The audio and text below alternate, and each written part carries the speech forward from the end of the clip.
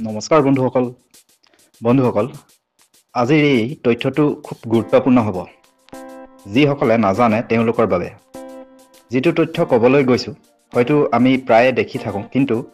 তাৰ আঁৰৰ ৰহস্যটো ভালদৰে নাজানো বন্ধুসকল দেৰি নকৰি জানো আহকচোন বন্ধুসকল আপোনালোকে নিশ্চয় ৰেলত গৈছে নাইবা ৰেল ষ্টেচনবোৰ দেখিছে নহয় জানো এই ৰেল ষ্টেচনবোৰৰ যে একোটা ভাগ আছে বুলি আপুনি বাৰু জানেনে প্ৰথমতে জানি লওক যে ষ্টেচনবোৰৰ ভাগবোৰৰ সম্পৰ্কে প্ৰথম হৈছে জংচন দ্বিতীয়তে চেণ্ট্ৰেল ষ্টেচন তৃতীয়তে টাৰ্মিনেল ষ্টেচন চতুৰ্থতে কেণ্টনমেণ্ট ষ্টেচন এতিয়া জানক যে এই ষ্টেচনবোৰক কিয় এনেদৰে নাম দি ভাগ কৰা হয় এক নম্বৰতে জংচন ইয়াৰ বিষয়ে আপোনালোকে প্ৰায় জানেই চাগে নকলেও হ'ব জংচনৰ বিষয়ে কাৰণ আমাৰ অসমত জংচন প্ৰায়ে আছে যিটো ষ্টেচনত তিনিটা বা তাতোকৈ অধিক ৰেলপথ মিলিত হৈ সংযোগ হয় আৰু সেই ষ্টেচনৰ দ্বাৰা বিভিন্ন ঠাইৰ পৰা ৰেল চলাচল হয় সেইটোৱে হৈছে জংচন বন্ধুসকল ইয়াত এটা কথাই মনত ৰাখিব লাগিব যে ভাৰতত এনেকুৱা জংচন ষ্টেচন কিমানটা আছে ভাৰতত এনেকুৱা জংচন ষ্টেচন সৰু বৰ মিলি মুঠ ৭,৪৬১টা আছে আৰু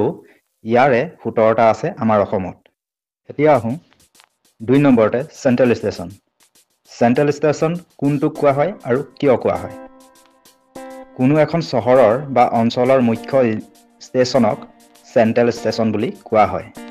ইয়াৰ দ্বাৰা সকলো ধৰণৰ দীৰ্ঘ দূৰত্ব এক্সপ্ৰেছ আৰু মেইন ৰেলবোৰ এই চেণ্ট্ৰেল ষ্টেচনৰ পৰাই চলাচল কৰে ভাৰতত চেণ্ট্ৰেল ষ্টেচনসমূহ হৈছে Chennai central MAS Mumbai central MMCT Kanpur central CNV Mangalore central আৰু ত্ৰিবান্দ্ৰম চেণ্ট্ৰেল মনত ৰাখিব যে ভাৰতত মুঠ চেণ্ট্ৰেল ষ্টেচন মাত্ৰ 5টাহে আছে 3 নম্বৰতে টাৰ্মিনেল ষ্টেচন কোনটো ষ্টেচনক কোৱা হয় আৰু কিয় কোৱা হয় টাৰ্মিনেল ষ্টেচন মানে হৈছে সেইটো ষ্টেচন য'ত ৰেলৰ শেষ গন্তব্যস্থান হয় বা শেষ পইণ্ট হয় ভাৰতত এই ষ্টেচনসমূহ হৈছে মুম্বাই CST বা CSTM আৰু চিলধাৰ টাৰ্মিনেল ষ্টেচন SDAH শেষত Anand Vihar terminal station ANVT আদি ঠাইত আছে বন্ধুসকল কেণ্টনমেণ্ট ষ্টেচনৰ সম্পৰ্কে জনাৰ আগতে আপুনি যদি আমাৰ ফেচবুক পেজটোত ফ'ল' কৰা নাই তেন্তে প্লিজ ফ'ল' কৰি দিয়ক আৰু যদি আপুনি ইউটিউবত চাই আছে তেন্তে ইউটিউব চেনেলটো ছাবস্ক্ৰাইব কৰি দিব ইয়াৰ দ্বাৰা আপুনি আমাৰ পেজটো আৰু চেনেলটোৰ পৰা প্ৰতিদিনে নতুন সত্য তথ্য পাই থাকিব ছ'চিয়েল মিডিয়াত আলটু ফালটু ভিডিঅ' চাই নিজৰ মূল্যৱান সময় ব্যয় কৰাতকৈ প্ৰতিদিনে আপুনি নতুন তথ্য জানি যাওক বা আপুনি এনেধৰণৰ নতুন কথাবোৰ শিকি যাওক এতিয়া জানো আহক শেষৰটো ষ্টেচনৰ বিষয়ে কেণ্টনমেণ্ট ষ্টেচন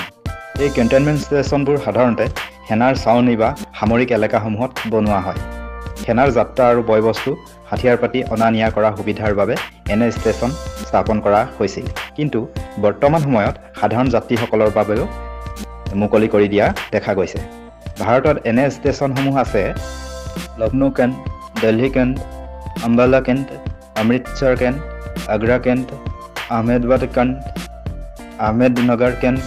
আজমাৰ কেণ্ট এলাহাবাদ কেণ্ট আৰু আলমোৰা কেণ্ট আদি ঠাইত এনে ষ্টেচনসমূহ আছে বন্ধুসকল আৰু এটা কথা জনাই থওঁ যে এটা ষ্টেচনক একাধিক শ্ৰেণীতো ভাগ কৰিব পাৰে উদাহৰণ হিচাপে হাৰুৱা জংচন এই ষ্টেচন একে সময়তে জংচন আৰু টাৰ্মিনেল ষ্টেচন দুয়োটাই আছিল কাৰণ ইয়াত বিভিন্ন ৰেলপথে ৰেল আহে আৰু কিছুমান ইয়াতে শেষ হয় বা ৰখে ইয়াৰ পৰা আন ক'তো নাযায় আৰু সেইবাবে ইয়াক জংচন আৰু টাৰ্মিনেল বুলিও ক'ব পাৰি